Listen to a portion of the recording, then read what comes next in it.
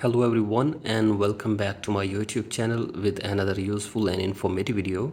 So guys, in this video I'm going to show you how to fix free message unable to send message blocking is active. So guys, if you're facing this issue and you are unable to receive messages on your device, here I will show you how can you fix it. So guys, for that you have to simply watch this video till the end.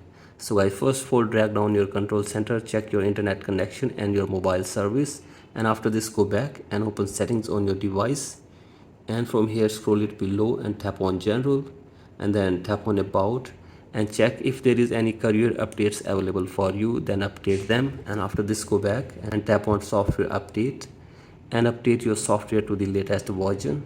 And after this go back and now scroll it below, tap on date and time and set your date and time.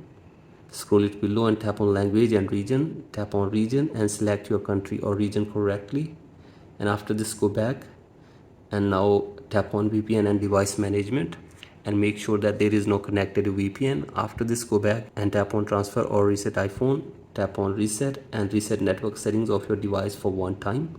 After this go back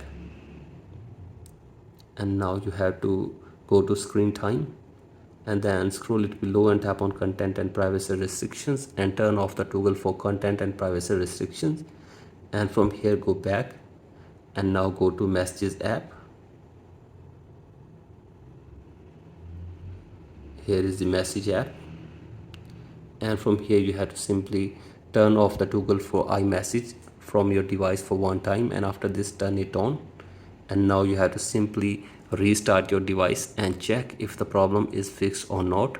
And if the problem is still there, then take out your SIM card from your device for one time, and after this restart your device again and check if the problem is fixed or not. And if the problem is still there, go to the support app on your iPhone, and from here you can get any kind of help regarding this issue from the Apple support team. So guys, you have to simply explain them your problem in a brief way and they will try to fix this problem for you within 24 hours.